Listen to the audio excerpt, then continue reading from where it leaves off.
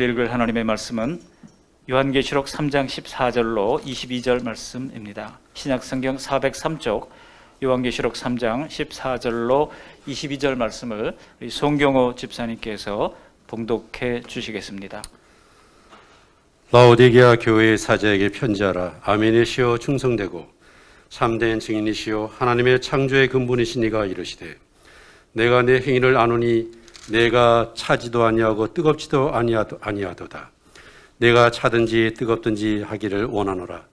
내가 이같이 미지근하여 뜨겁지도 아니하고 차지도 아니하니 내 입에서 너를 토하여 버리리라. 내가 말하기를 나는 부자라 부유하여 부족한 것이 없다 하나 내 곤고한 것과 가련한 것과 가난한 것과 눈먼 것과 벌거벗은 것을 알지 못하는도다. 내가 너를 권하노니 내게서 불로 연단한 금을 사서 부유하게 하고 흰옷을 사서 입어 벌거벗은 수치를 보이지 않게 하고 안약을 사서 눈에 발라보게 하라. 무릇 내가 사랑하는 자를 책망하여 징계하노니 그러므로 네가 열심을 내라 회개하라. 볼지어다 내가 문 밖에 서서 두드리노니 누구든지 내 음성을 듣고 문을 열면 내가 그에게로 들어가 그와 더불어 먹고 그는 나와 더불어 먹으리라. 이기는 그에게는 내가 내 보좌에 함께 앉게 하여 주기를 내가 이기고 아버지 보좌에 함께 앉은 것과 같이 하리라. 귀 있는 자는 성령의 교회들에게 하시는 말씀을 들을지어다. 아멘. 감사합니다. 우리 서로 한번 인사하시겠습니다. 주님의 이름으로 사랑합니다. 옆 사람에게 한번 인사하실까요? 주의 이름으로 사랑합니다. 우리 비대면으로 참여하는 분들도 있을 터인데 우리 두 손을 한번 뻗어서 비대면으로 보시는 분들을 향해서 사랑합니다 하고 환영 인사를 좀 하시겠습니다. 사랑합니다. 환영합니다. 감사합니다. 오늘은 7교회 중에 마지막 교회인 라오디게아 교회에 대해서 말씀을 나누도록 하겠습니다. 근데 이 라오디게아 교회는요, 한마디로 말하자면 전도를 받아야 할 교회입니다. 교회 다니는데 무슨 전도를 받아야 합니까? 그만큼 이 신자 같지 않은 신자들이 되어 있었다는 사실이죠. 그래서 예수님께로부터 단 한마디의 칭찬도 듣지 못하고 책망만 받았던 교회입니다. 예수님께서 라오디게아 교회를 향해서 뭐라고 책망하셨습니까? 미지근한 교회라고 그러셨잖아요. 우리 현대 교회들이 특징이 바로 이 미지근한 신앙이라고 사람들이 이야기를 합니다. 남에게 피해도 안 주고 그렇다고 유난스럽게 열심을 가지고 믿지도 않고 세상에 적당히 묻어가는 게 미지근한 신앙 아니겠습니까? 그러나 우리 예수님의 생각은 완전히 다르십니다. 놀라운 경고를 하고 있습니다. 정신이 번쩍 드는 경고를 하시는데요. 우리 16절 말씀을 함께 읽어보시겠습니다. 16절 내가 이같이 미지근하여 뜨겁지도 아니하고 차지도 아니하니 내 입에서 너를 토하여 버리리라. 여기 토하여 버리다라고 하는 단어를 원문을 직역하자면요, 구역질러서 토해 버리겠다는 뜻이에요. 아주 강력한 단어를 사용하셨습니다.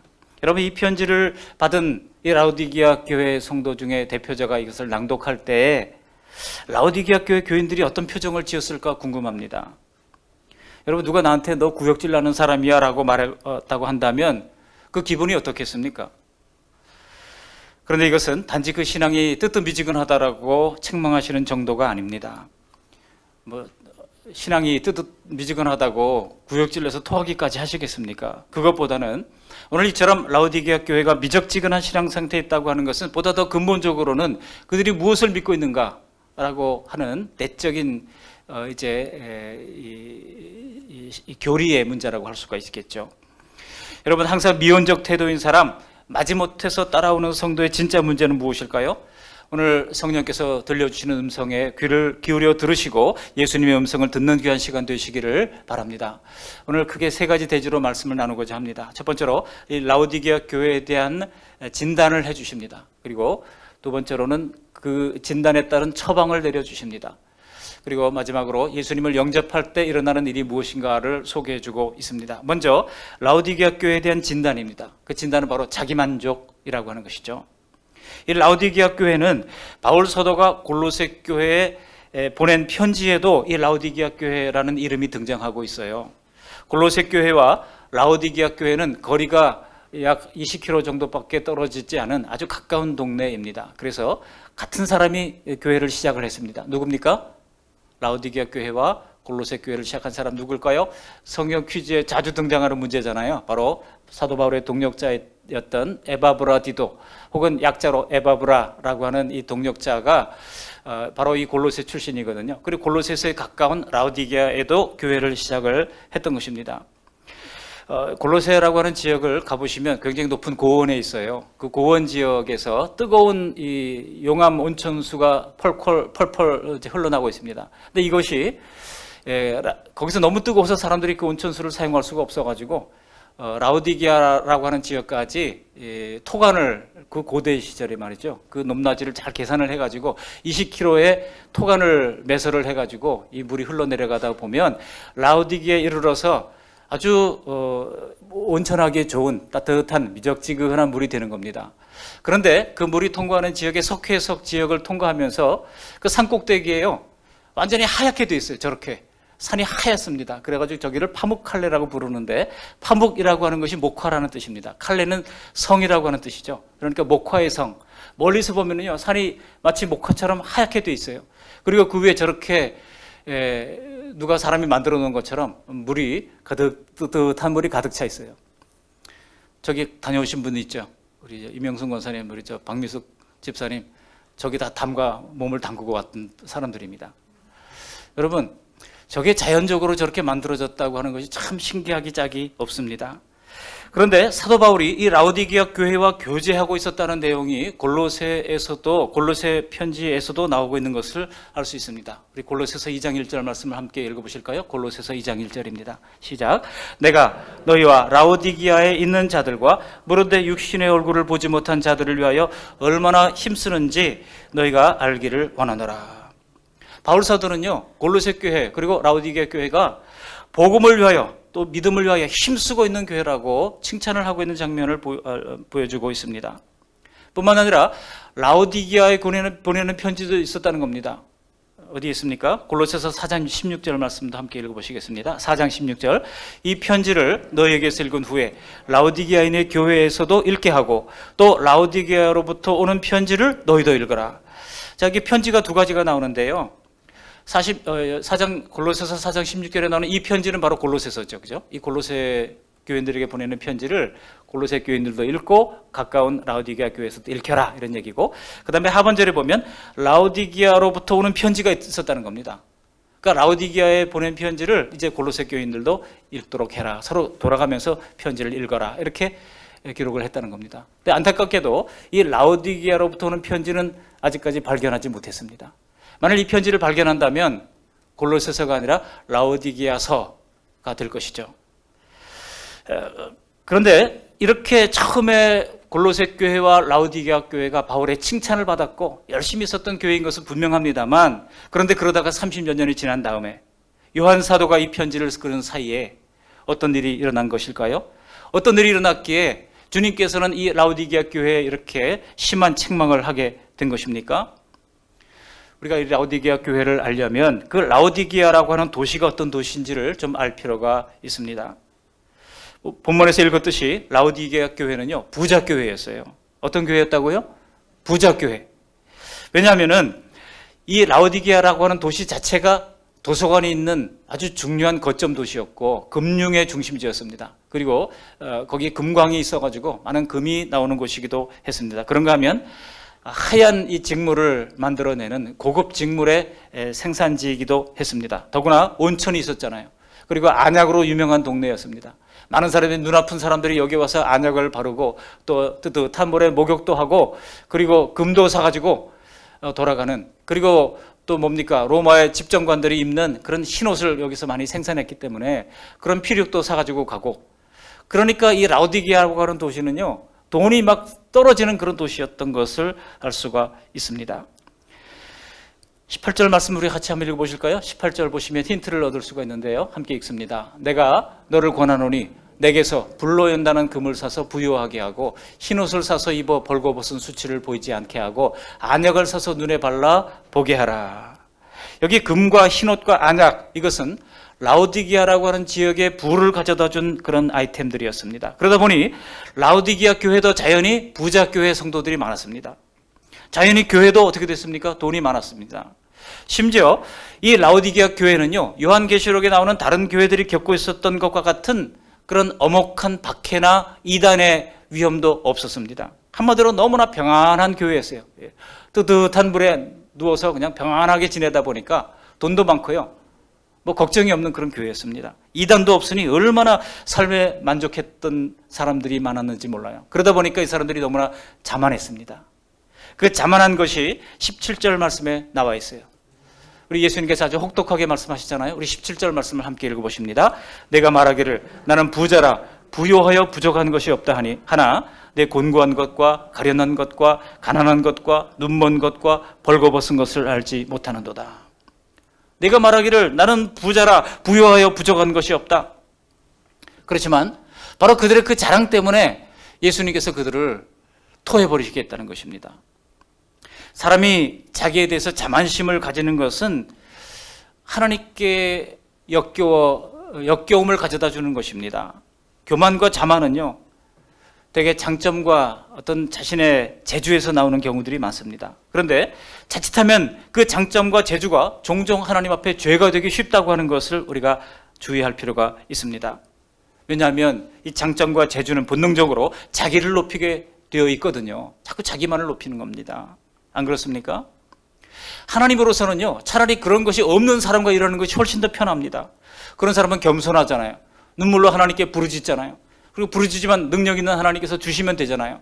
그러니까 하나님과 동력하기가 쉬운 것입니다. 차라리 없어서 겸손히 구하는 사람을 하나님께서 귀히 여기십니다. 여기 17절의 원문의 뜻을 살리자면 내가 말하기를 나는 부자라 부요하여 부족한 것이 없다. 이 말은 달리 말하면 나는 원래 부자야. 돈이면 다 돼. 이런 뜻입니다. 그들의 미지근한 신앙과 이렇게 말함을 보시고 우리 예수님의 판단을 주님께서 내리시는 것입니다. 내 안에는 내가 없구나, 그런 얘기입니다. 한마디로 말하면 자기가 최고라고 하는 자기 중심적인 교만, 돈이면 다 된다는 물질 숭배, 그리고 하나님 앞에서 자기의 심판받을 죄를 모르는 그런 무지한 상태이니 라오디게아 교회는 교회라고는 이름을 붙였지만은 전도를 받아야 할 대상이 되어버리고 마른 것입니다. 이러한 라오디게아 교회 성도들의 문제는 무엇입니까? 박해도 없었고 항상 너무 오랜 세월 부자로 있어 왔다는 것입니다. 그런 것 때문에 더욱더 해결의 기회가 없었을지 모릅니다. 사실 돈이 많으면요 얼마나 좋습니까? 돈이 많으면 돈의 힘으로 해결할 수 있는 것들이 얼마나 많은지 모릅니다. 단순 비교를 한다 할지라도 잘 사는 사람들이 못 사는 사람들보다 자신감도 더 있고요, 삶의 만족도도 더 높다고 합니다. 게다가 돈은요 인간관계에서도 권력을 가져다 줍니다. 자꾸 밥을 잘 사는 사람에게 회장 자리도 맡기고 싶은 것 아니겠습니까? 그러니 사람들은 누구나 부자가 되고 싶고 좋은 집에 살고 싶고 좋은 자동차를 타고 다니고 싶은 것입니다. 아니던가요? 여러분, 우리의 본성이 탐욕과 교만인데 거기다가 뼛속 깊이 세속적인 사고에 물들어 있으니 바로 이러한 라오디게아 교회와 별로 다를 바가 없는 그런 신앙인들이 양산되고 있는 것입니다. 그러나 우리는 적어도 이런 것이 죄라고 하는 것을 알고 있습니다. 우리 죄성을 알고 있습니다. 그러나 라오디게아 교회는 그저 자만심과 자기만족으로 가득 차 있어서 이런 물질 탐욕이 하나님 앞에 죄라고 하는 사실을 깨닫지 못하고 있었던 것입니다. 그래서 나는 부자라 부요하여 부족한 것이 없다 그랬다는 것입니다. 그렇지만 그들을 향한 주님의 평가는 너무나 냉혹하시죠. 우리 17절 하반절 말씀을 다시 한번 읽어보십니다. 내 곤고한 것과 가련한 것과 가난한 것과 눈먼 것과 벌거벗은 것을 알지 못하는도다. 주님이 영적으로 볼 때 이들은 너무나 가난했어요. 영적으로 보면 너무나 가련했어요. 영적으로 볼 때 너무나 무지에 가득 차 있었습니다. 눈멀었습니다. 그리고 목욕하는 것처럼 그들이 다 영적으로 헐벗어서 벌거벗은 것을 알지 못한다고 책망하셨던 것입니다. 이것이 바로 라오디게아 교회를 향한, 어쩌면 현대 교회를 향한 주님의 강력한 진단이시자 경고인 것입니다. 그것은 바로 자기 만족에 의한 영적 무지라고 하는 것입니다. 이렇게 진단하셨으면 그럼 어떻게 되죠? 진단하면 처방이 있어야 되잖아요. 우리 주님의 처방이 바로 예수님을 영접해야 한다는 것입니다. 영접이 처방이에요. 오늘 라오디게아 교회에 내리는 주님의 처방이 18절에 보면 우선 나옵니다. 우리 18절 말씀도 함께 읽어보시겠습니다. 내가 너를 권하노니 내게서 불로 연단한 금을 사서 부요하게 하고 흰옷을 사서 입어 벌거벗은 수치를 보이지 않게 하고 안약을 사서 눈에 발라 보게 하라. 무슨 말입니까? 지금 이 라오디게아 교회 성도들이 송두리째 뒤바뀌어야 한다는 것입니다. 예수님께로부터 모든 것을 새로 받아야 한다는 것입니다. 그들이 치장하고 있는 모든 금, 그런 세속적인 금이 아니라 불로 연단한 금 같은 주님의 말씀으로 새롭게 연단받아야 한다는 것입니다. 흰옷을 사서 입어 벌거벗은 수치를 보이지 않게 해야 한다는 것입니다. 영적인 안약을 사서 발라서 그들의 영적 무지의 눈을 떠야 한다는 것입니다. 그러기 위해서는 예수님을 영접해야 한다는 것이죠. 내 안에 내가 없으니 내가 들어가도록 문을 활짝 열어놓으라고 주님께서 말씀하고 있는 것입니다. 영국 화가 중에요, 윌리엄 홀먼 헌트라고 하는 사람이 있습니다. 이분이 유화로 큰 그림 하나를 그렸습니다. 이게 세상의 빛이라고 하는 그림인데요, 바로 이 그림입니다. 많이 보신 그림이시죠? 이 그림을 잘 그렸는데 그의 동료가 그림을 이렇게 이제 보더니 이런 얘기를 했어요. 아, 자네 참 그림 잘 그렸네. 그런데 한 가지 실수가 있네. 그런 얘기를 한 거예요. 뭔가 그러니까 예수님이 두드리는 저 문에 문고리가 없지 않나, 그런 얘기를 했다는 거예요. 그럴 때 홀만 헌트가 이런 답변을 내놨습니다. 저 문은 오직 안에서만 열 수 있는 문일세. 안에서 문을 열어야 문이 열리는 문일세. 우리 예수님은 그냥 두드리고만 계시지. 우리 예수님은 능력이 있으시지만 안에서 문을 열기까지 주님께서는 계속해서 기다리고 계신다네.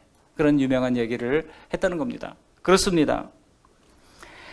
그래서 20절 말씀에 이렇게 얘기하는 거예요. 우리 20절 말씀 함께 읽어보시겠습니다. 볼지어다 내가 문 밖에 서서 두드리노니 누구든지 내 음성을 듣고 문을 열면 내가 그에게로 들어가 그로 더불어 먹고 그는 나로 더불어 먹으리라. 지금 예수님이 문 밖에 서 계시다고 말씀하고 있습니다. 구원을 받으려면 예수님을 영접하는 결단과 또 과정이 반드시 있어야 한다는 뜻입니다. 영국 시인 중에 에머슨이라고 하는 분이 있는데요, 이분이 참 유명한 재밌는 얘기를 했어요. 믿음이란 무언가, 이 믿음이란 달걀 속에서 병아리의 소리를 듣는 사람이 믿음을 가진 사람이다, 이런 얘기를 했습니다. 이 달걀이 정말 병아리가 될까 의심하잖아요. 그러나 그 달걀 속에서 병아리의 소리를 듣는 사람이 믿음을 가진 사람이라고 했다는 겁니다. 기독교 신앙은 이론이나 혹은 명상함으로 얻어지는 것이 아닙니다. 기독교 신앙은 오직 믿음으로써 얻어지는 것입니다. 믿는 종교예요.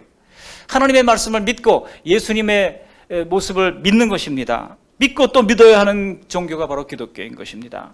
그러므로 기독교 신앙은 믿음으로 얻어지는 종교인 것을 여러분 신뢰해야 합니다.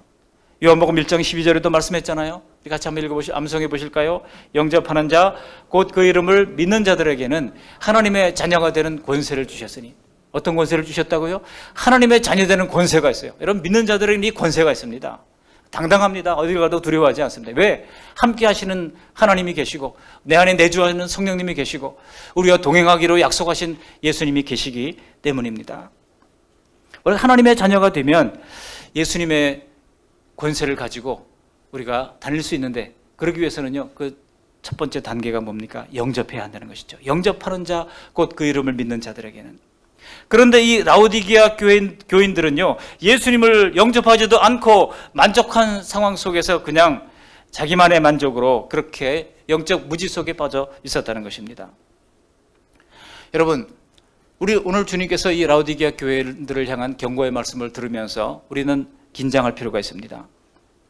미국의 감리교 목사 찰스 알렌 목사님이라는 분이 유명한 얘기를 했던 적이 있습니다. 이분이 교인들의 신앙 상태를 조사해서 연구 보고를 발표를 했는데요.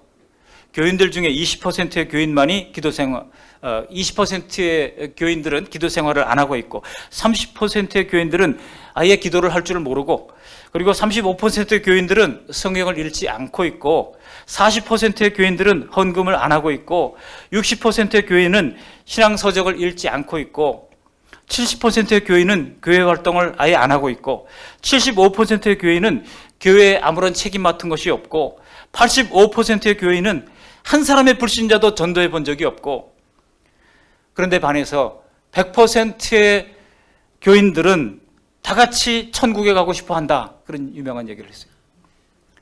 근데 제가 거기다 하나 덧붙였어요. 뭐를 덧붙였는지 아십니까? 110%의 교인들은 다 복을 받고 싶어 한다.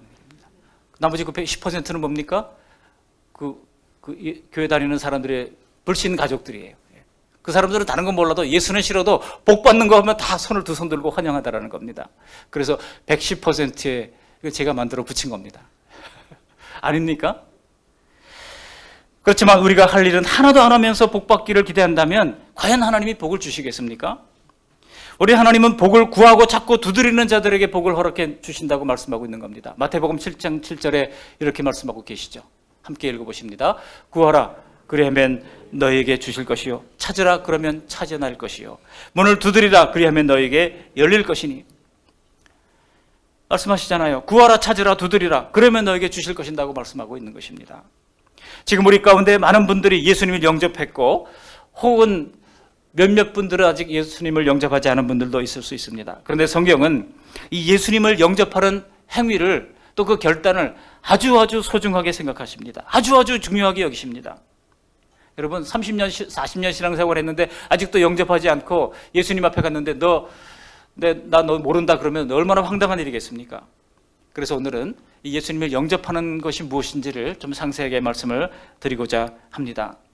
그동안 구원을 받는다고 하는 것이 무엇인지 제가 간헐적으로 말씀을 드렸습니다만 우리의 구원은 정말 조만간 확인될 미래 아니겠습니까? 우리가 언제 주님 앞에 부름받을지 아무도 모릅니다. 오는 것은 순서가 있었어도 가는 것은 순서가 없습니다. 정말 우리가 구원의 문제에 무관심하면 안 될 이유가 여기에 있습니다. 우리 영혼이 예수님을 믿고 구원받는 것은 그냥 무조건 믿어야 구원받는 소위 영어에서는 빌리비즘이라고 그러잖아요. 맹신주의가 아닙니다. 실체가 없는 모호한 것을 무조건 믿는 것이 아닙니다. 성경은 믿음에 대해서 우리가 이상적으로 파악해보라고 말씀하고 있습니다. 그래서 머리로 생각해보고 기억해보고 또 잊지 말고 계속 성경은 우리에게 도전해주고 있는 것입니다. 그래서 내가 무엇을 믿게 되는지를 이 구원에 관한 성경의 지식을 우리가 파악을 하고 확인하는 과정이 필요합니다. 처음 새신자가 교회에 오면 제일 먼저 하는 것이 무엇입니까? 새신자 교육을 하잖아요. 믿음이 무엇인지, 구원이 무엇인지, 왜 교회에 다녀야 되는지 이런 내용들을 교육을 받지 않습니까? 그 믿음의 내용이 뭡니까? 바로 하나님이 살아계신 하나님의 존재, 그리고 하나님이 창조하신 창조, 또 인간의 타락, 그리고 어떻게 예수님을 통하여 십자가의 구속을 이루셨는지, 그리고 예수님께서 어떻게 부활하심으로 우리에게 영생의 소망을 주셨는지, 그리고 믿음으로 의롭게 되는 이신칭의의 교리가 무엇인지, 그리고 최후 심판과 하나님의 이제 심판, 그 백보자 심판을 우리가 배우게 되는 것입니다. 우리 모두 이런 내용들에 대해서 이미 잘 들어서 알고 계십니다. 대부분의 성도님들은 이런 진리의 내용, 복음의 내용에 대해서 다 동의하실 것입니다. 여러분 이런 내용들을 다 동의하고 믿으십니까? 내 머릿속으로는 이러한 구원의 이치가 오르니 찬성하기로 우리가 다 마음에 결단을 내린 것입니다. 그러나 오늘 주님께서 우리 라오디게아 교회인들에게 하시는 말씀은 무엇입니까? 그런 정도의 상태로서는, 단지 머리로 찬동하는 상태로서는 극도의 박해가 올 때, 극도의 고난이 올 때, 어떤 유혹이 우리에게 다가올 때, 혹은 정반대로 설득하는 사람을 만나게 될 때 우리가 그냥 확 넘어갈 수가 있기 때문이라는 것입니다. 그래서 어떻게 됩니까? 열심히 교회에 잘 다니던 사람들도 한순간에 믿음을 저버리게 되는 것입니다. 그러므로 우리가 믿는 어떤 복음의 내용에 대한 지적 동의에서만 그쳐서는 안 됩니다. 그 다음에 우리가 해야 할 단계가 있는데 그것은 바로 복음을 영접해야 하는 것입니다. 예수님을 내 인격과 삶에 모신다고 하는 것은 당연히 예수님을 내 인생의 주인으로 모시는 것입니다. 즉 본래의 상태로 돌아가는 겁니다. 창조주도의 피조물의 관계, 하나님의 자녀다의 관계로 돌아가는 것입니다. 예수님을 믿는다고 하는 것은 단지 그래야 구원받는다고 하는 것을 머리로 받아들이는 것과는 다릅니다. 영접은 단순히 지적 동의와는 천지 차이의 차이가 있는 것입니다. 그런데 오늘날 성도들 중에는 라오디게아 교인처럼 예수님을 영접하지 않고 그저 지적으로 동의만 한 채 그것을 참 믿음이라고 생각하는 분들이 있습니다. 그러나 여러분, 단지 지적으로 동의하는 것만으로는 아무것도 포기하지 않아도 되는 겁니다. 만일 그런 것이 믿음이라고 하면요, 반대할 사람이 없어요. 다 그냥 우르르 교회로 몰려올 겁니다. 그러나 예수님은 결코 그렇게 쉽게 말씀하신 적이 한 번도 없습니다. 예수님을 믿고 따르는 결단과 영접에 대해서 우리 예수님은 아주 심각한 말씀을 여러 번 하셨어요. 뭐라고 말씀하셨습니까? 누가복음 14장 26절 말씀을 함께 읽어보시겠습니다. 시작. 무릇 내게 오는 자가 자기 부모와 처자와 형제와 자매와 더욱이 자기 목숨까지 미워하지 아니하면 능히 내 제자가 되지 못하리라. 뿐만 아니라 누가복음 14장 28절을 보시면요, 망대를 지으려면 비용을 먼저 앉아서 계산해 봐야 되지 않겠느냐, 그렇게 말씀하십니다. 여러분, 비용 계산 잘못해가지고 중간에 부도나는 사람들 많죠. 망대를 지으려면 비용을 잘 계산해야 된다는 겁니다. 영국 에딘버러에 가면은요, 그 관광지를 이렇게 돌아다니다 보면 거기에 그 지명, 명물이라고 해서 소개해서 가봤더니 건물 짓다만 이게 거기를 데려다 가는 겁니다. 근데 그 지명 이름이 뭔지 아십니까? 에딘버러스 디스그레이스예요. 에딘버러의 수치. 왜 그렇습니까? 피해 여왕 메리가 건물을 지으려고 자기가 그 팰레스를 지으려고 말이죠. 하다가 돈이 없어가지고 국가가 부도 상태로 빠져가지고 그냥 짓지 못하고 내버려뒀어요. 그 상태로 몇백 년이 지나간 겁니다. 그리고 그것은 지금도 그 무너진 그대로, 짓다만 그대로 사람들이 보면서 우리가 이렇게 살아서는 안 돼 하고 교훈을 받는 곳이 되어 있는 것입니다. 마태복음 13장 46절에 보시면 천국은 값진 진주를 발견한 상인이 자기 전 재산을 팔아서 그곳으로 사는 것이라고도 했습니다. 그런데요, 현대교회는 어떻습니까? 현대교회는 우리가 예수님을 믿고 따르는데 이전 것은 다 버려야 한다라고 하는 것을 뜻하지는 않는다라고 가르치면서 적절히 타협할 것을 가르치고 있다는 것입니다. 그냥 지적인 찬동만 하는 것으로도 충분하고, 나와서 예배만 드리고 헌금만 좀 하고 봉사 좀 하고 나머지는 옛날 살던 그대로 살아도 무방하다, 그렇게 가르치는 겁니다. 가짜 복음입니다. 여러분, 우리 예수님은 절대로 그렇게 가르치신 적이 단 한 번도 없습니다. 오히려 예수님을 내 마음의 생활에 모시고 내 주인의 자리를 양도하고 명령을 따르고 즐거이 함께 동력하는 것이 주님을 섬기는 것이고 주님을 영접하는 것이라고 가르칩니다. 그것은 강요가 아닙니다. 그것은 감정도 아닙니다. 이것은 내 운명 전부를 걸고 가장 신중하게 고려하고 또 고려해야 할 문제인 것입니다. 그렇지만 여러분, 언제까지 미루고 회피할 문제는 아닙니다. 예수님을 영접하려면 예수님의 가치를 제대로 아는 것이 중요합니다. 예수님과 주님 안에 있는 구원을 비롯한 모든 복된 삶, 그런 복된 삶과 내 방식대로 사는 것 사이에 과연 무엇이 유리한지를 정확하게 계산해야 하는 것입니다. 왼손에는 정말 내가 모든 사랑하는 세상의 것들이 다 있고, 또 오른손에는 예수님 한 분만 있을 때 여러분 어떤 것이 둘 중에 더 가치가 있는지를 내가 결정을 하고 판단을 해야 하는 것입니다. 그렇게 비교할 때 우리는 예수님을 어떻게 생각하고 있느냐가 더 분명해지는 것입니다. 사랑하는 성도 여러분, 솔직히 한번 생각해 보시기 바랍니다.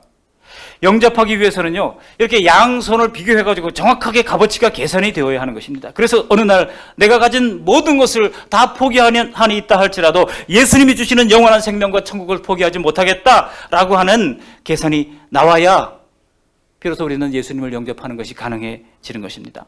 이러한 결단을 저는 거룩한 거래라고 부릅니다. 뭐라고요? 거룩한 거래. 이게 제가 만들어낸 말이에요.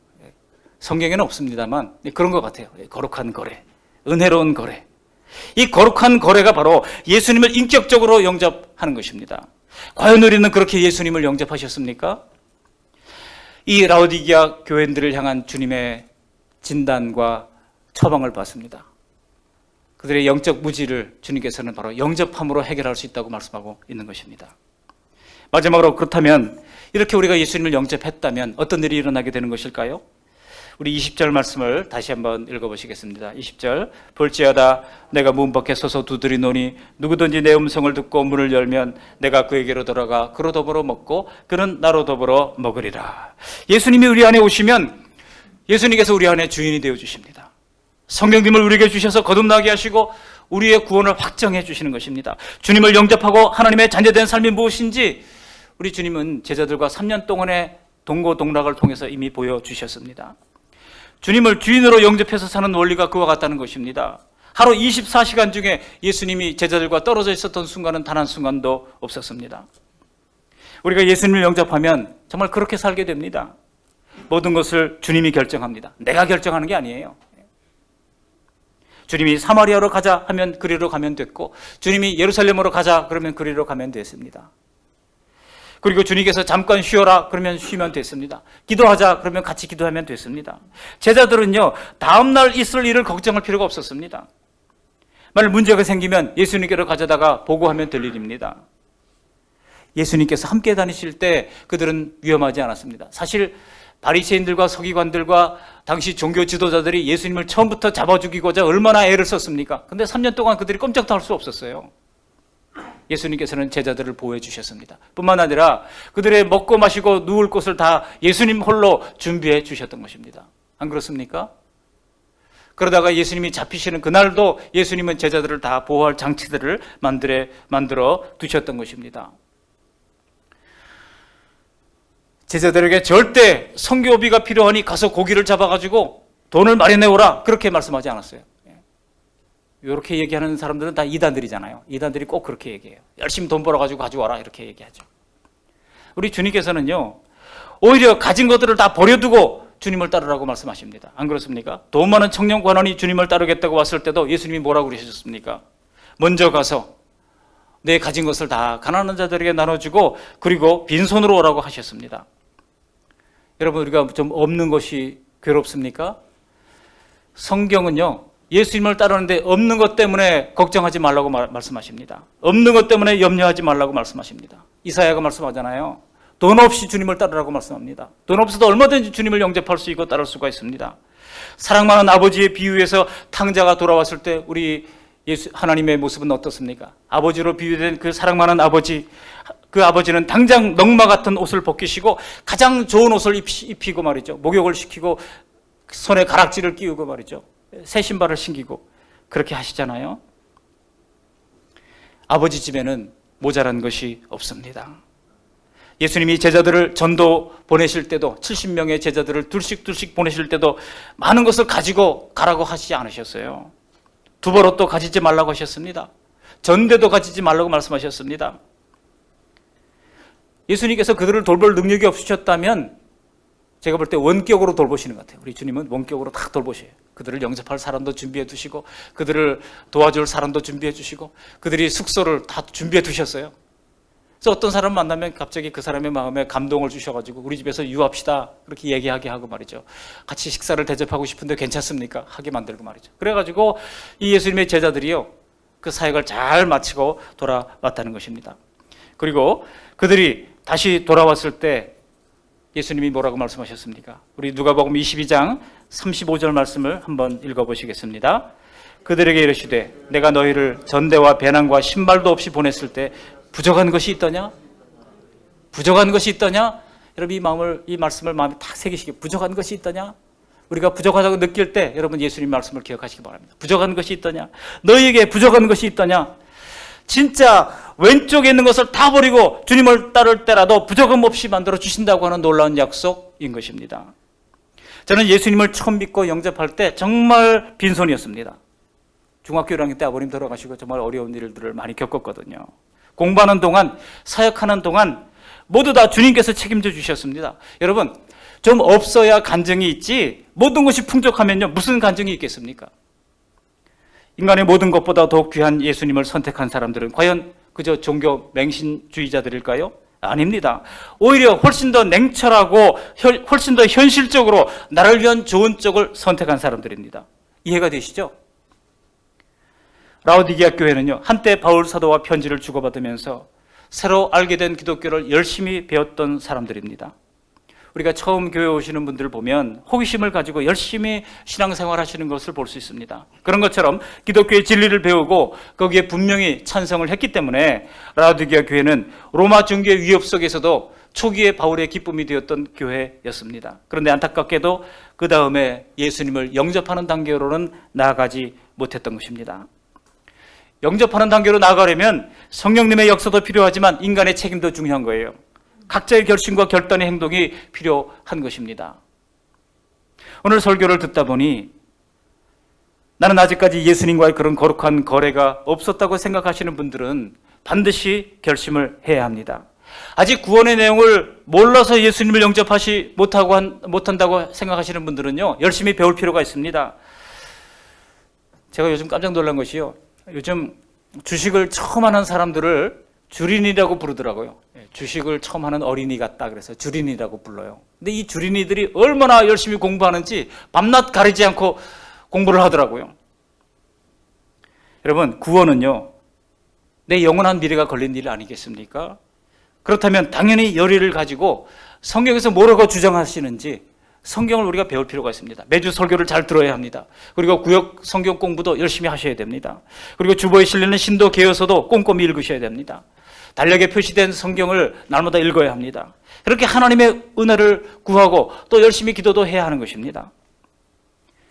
아마도 우리 교회에는 예수님을 아직도 영접하지 못할 만큼 구원의 지식이 없는 분은 없으시리라 믿습니다. 다들 알 만큼 충분히 아는 분들입니다. 단지 예수님을 영접해서 주님이 가르쳐 주신 방식대로 살아가는 게 손해보는 것 같고 그저 내 방식대로 사는 것이 더 편한 것 같기에 주저하는 것뿐일 것입니다. 다시 한번 남성해 보실까요? 요한복음 1장 12절, 영접하는 자 곧 그 이름을 믿는 자들에게는 하나님의 자녀가 되는 권세를 주셨으니. 이것은요, 하나님의 자녀가 되느냐 마느냐의 선택의 문제가 아닙니다. 사랑하는 성도 여러분, 예수님 안에는 얼마나 좋은 것들이 차고 넘치는지 모릅니다. 예를 들어 예수님 안에는 영생이 있지 않습니까? 평안이 있지 않습니까? 기쁨이 있지 않습니까? 능력이 있지 않습니까? 하나님의 자녀는 권세가 있다고도 말씀하십니다. 또 예수님 안에는 겸손이 있습니다. 또 과도하게 우리가 하지 않고 절제하는 그 절제가 있습니다. 진실이 있습니다. 거룩이 있습니다. 또 부귀가 있습니다. 존영이 있습니다. 그리고 참된 행복이 있고 기쁨이 있고 만족이 있습니다. 열거할 수 없는 좋은 것들이 예수님 안에 너무나 많아요. 과연 이 세상에서 우리가 이런 것들을 얻을 수 있습니까? 세상에 얼핏 이런 것들이 있는 것 같지만은요, 이 세상에 있는 것들은요, 얼핏 좋은 것 같지만은 근본적으로 다릅니다. 질적으로 다릅니다. 세상에 좋다고 하는 것들이 어느 날 유리병처럼 작은 충격에도 깨지고 마는 가짜들인 것을 발견하게 될 것입니다. 세상의 성공과 세상의 권력의 무상함을 여러분 생각해 보시기 바랍니다. 국내 최고 기업의 대표가 무엇이 부족해서 프로포폴을 맞고 휘청거리면서 병원 복도를 다녀야 하겠습니까? 그러니 세상에 속한 것들, 세상에서 우리가 동경하는 것들, 내가 자랑하는 것들이 나를 행복하게 해줄 것이라고 하는 생각은 아예 하지 마시기 바랍니다. 우리는 반드시 죽을 것입니다. 목숨이 끊어진 후에 생전 경험해보지 못한 사후의 세계, 미지의 세계로 들어가게 될 것입니다. 히브리서 9장 27절에 말씀하시잖아요. 우리 함께 읽어보실까요? 한 번 죽는 것은 사람에게 정해진 것이요 그 후에는 심판이 있으리니. 여러분, 내가 과연 심판을 이길 만큼 의롭고 당당합니까? 아니면 결코 그렇지 않은 상태에 있습니까? 그러므로 여러분, 부디 우리 예수님을 더 늦기 전에 영접하시기 바랍니다. 성령께서 마음을 감화해 주시고 결단해 주시도록 기도하시기 바랍니다. 여전히 고민이 되신다면 이 문제를 덮지 말고 계속 씨름해야 하는 것입니다. 어떻게 해야 된다고요? 계속 씨름해야 됩니다. 나는 과연 구원을 받았는가? 21절에 이렇게 말씀하고 있잖아요. 우리 본문 21절 말씀도 함께 읽어보시겠습니다. 이기는 그에게는 내가 내 보좌에 함께 앉게 하여 주기를 내가 이기고 아버지 보좌에 함께 앉은 것과 같이 하리라. 이기는 그에게는 이라고 그랬죠. 이긴다고 하는 것이 무슨 이야기입니까? 구원의 씨름에서 이기는 것입니다. 이미 영접하신 분들은 오늘 말씀에서 다시 주님과 함께 살아야 할 이 원리를 다시 분명히 새기시기를 바랍니다. 내 삶의 모든 결정권자가 현재 예수님이십니까? 주님이 가르쳐주신 계명이 내 삶의 원칙인가요? 오늘 예수님께서 우리와 더불어 먹고 마시겠다고 하셨는데 예수님과 동행하는 것이 정말 내게 기쁨이 되고 행복이 되십니까? 만일 우리가 여기에서 벗어나 있다고 하면 예수님을 다시 내 삶의 주인으로 모시기를 주님의 이름으로 축원합니다. 말씀을 정리합니다. 내 왼손에는 내가 주인이 살아온 친숙한 나의 삶이 있습니다. 그리고 내 오른손에는 예수님과 예수님 안에 있는 좋은 것들이 가득합니다. 여러분, 그 둘 중에서 어느 것을 선택하시겠습니까? 제가 어느 날 청소기를 돌리고 있는데요, 누가 와서 벨을 눌렀나 봐요. 근데 제가 못 들었어요. 나중에 전화가 왔습니다. 왜 불은 켜져 있는데 소리도 나는데 문을 안 열어줍니까? 그래요. 그래서 제가 그래요? 그런 적이 있었습니까? 청소기를 돌려서 몰랐습니다 하고 그랬습니다. 여러분, 가만히 한번 자신을 생각해 보세요. 우리 인생의 소란 때문에 우리는 주님께서 말씀하시는 것을 못 듣는 때가 있습니다. 너무나 세상살이에 바빠서 내 욕심과 질투 때문에, 그리고 다른 일에 너무 몰두한 나머지 예수님이 지금도 밖에 서서 우리의 문을 두드리고 계신데 우리는 기다리시는 주님을 여전히 밖에 세워두고 있지는 않습니까? 오늘 20절 말씀은 다시 우리에게 요구하고 있습니다. 볼지어다 내가 문 밖에 서서 두드리노니 누구든지 내 음성을 듣고 문을 열면, 문을 누가 열어야 됩니까? 내가 열어야 됩니다. 문을 열면 내가, 예수님이 그에게로 들어가 그로 더불어 먹고 그는 나와 더불어 먹으리라 약속하고 있는 것입니다. 인간에게 먼저 주님께서 찾아오셔서 만남과 대화, 사귐과 체험을 요청하고 있는 것입니다. 그때 문 안에 있는 사람이 문을 열어서 예수님을 맞이할 수도 있고 아니면 못 들은 척 거절할 수도 있는 것입니다. 그 결정은 어디까지나 우리 자신에게 달려 있습니다. 지금 우리에게는 바로 두드리시는 음성을 듣고 문을 열어 예수 그리스도를 받아들이는 수락이 필요한 것입니다. 문을 열고 받아들이고 영접할 때 만남이 있게 되고, 영접할 때 믿음의 싹이 돋게 되고, 영접할 때 주님과 신령한 대화가 가능해지는 것입니다. 누구나 그렇습니다. 누구든지 그랬잖아요. 누구든지 내 음성을 듣고 문을 열면.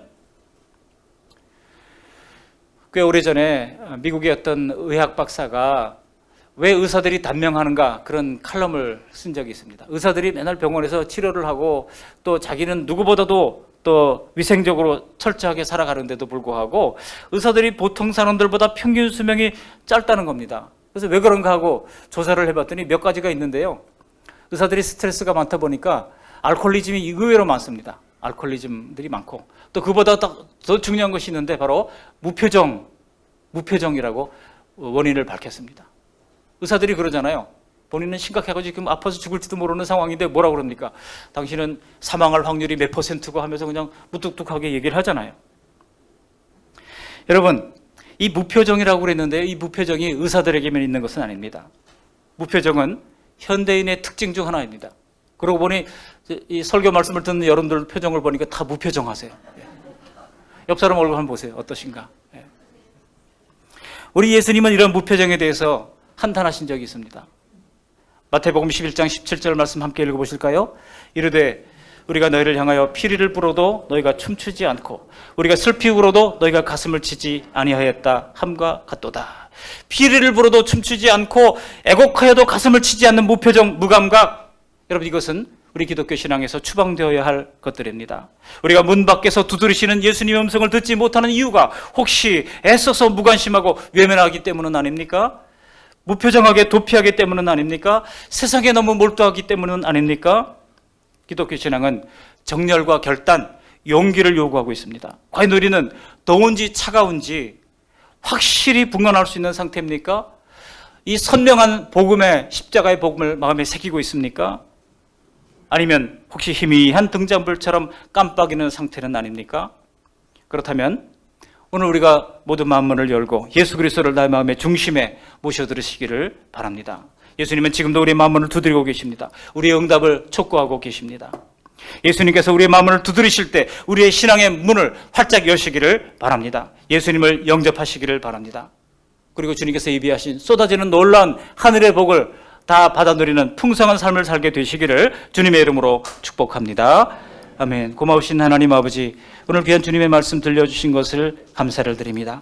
예수님을 우리 마음속에 중심으로 영접할 수 있도록 도와주셔서 불행했던 마음이 평온한 마음으로 변화되어지고, 질투와 미움으로 가득 찼던 마음이 사랑으로 변화되어지고, 캄캄하고 어두웠던 마음이 환한 빛과 밝은 마음으로 변화되어지고, 울고 싶었던 마음이 노래하는 마음으로 변화되어지고, 갈팡질팡하던 마음이 참된 진리를 찾아 안정된 마음으로 변화되어지는 은혜를 누릴 수 있도록 도와주시옵소서. 우리는 예수님 없이는 절대로 살 수가 없는 존재입니다. 더 이상 미루지 말고 예수님을 구주와 주님으로 영접하게 도와주시옵소서. 우리가 만문을 열어 영접하면 우리의 화려했던 인생이나 망가진 인생이나 누구든지 예수님이 들어와 함께 하시며 가장 보람되고 참 만족을 주는 인생으로 바꾸어 주신다고 약속하신 것을 믿습니다. 지금도 주님은 계속 문 밖에 서서 기다리고 계십니다. 더 늦기 전에 주님과 가장 은혜로운 거래, 거룩한 거래를 할 수 있는 우리 모두가 다 될 수 있도록 붙들어 주시옵소서. 예수님의 이름으로 감사하며 기도합니다. 아멘.